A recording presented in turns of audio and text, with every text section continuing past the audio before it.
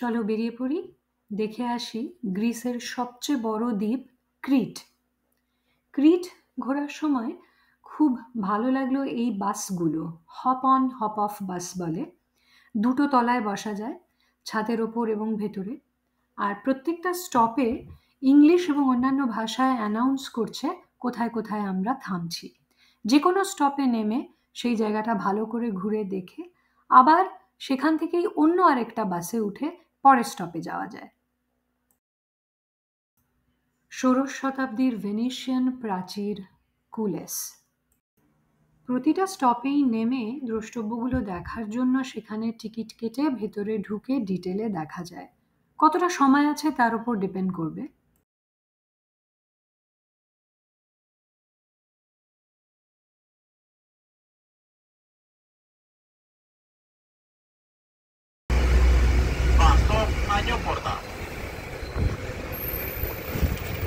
এটা বেশ কয়েক কিলোমিটার গেছে। ইনফ্যাক্ট তুর্কিদের নাকি এই গেটটা ব্রিজ করতে 21 বছর লেগেছে।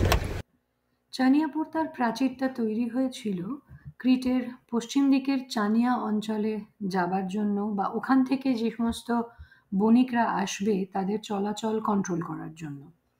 তেমনি জিসাস গেটটা তৈরি হয়েছিল দক্ষিণাংশের অঞ্চলগুলো যাবার জন্য। টিকিট কেটে ঢুকলাম, 20 ইউরো করে এক একটা টিকিট। 4000 বছরের পুরনো সুপ্রাচীন মিনোয়ান সভ্যতা, ইউরোপ মহাদেশের সর্বপ্রথম সভ্যতা এই ক্রিট দ্বীপে।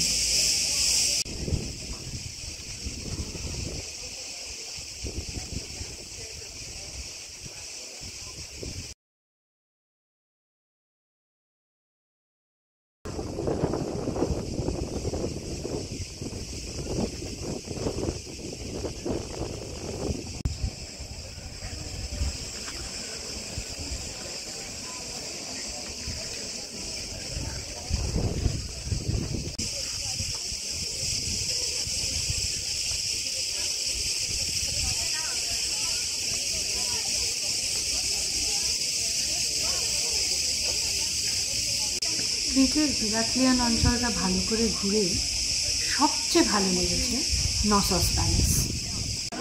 Sì, è nato alla fine dell'Ottocento.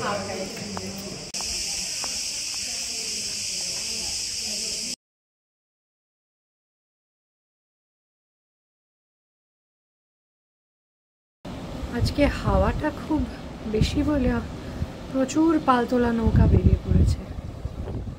একটু দূরে ভালো করে দেখলে বোঝা যাচ্ছে যে অনেক পালতোলা নৌকো বেরিয়ে পড়েছে দূরে।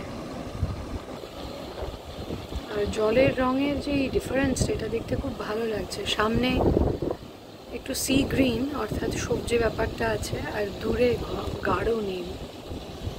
আর এই হলো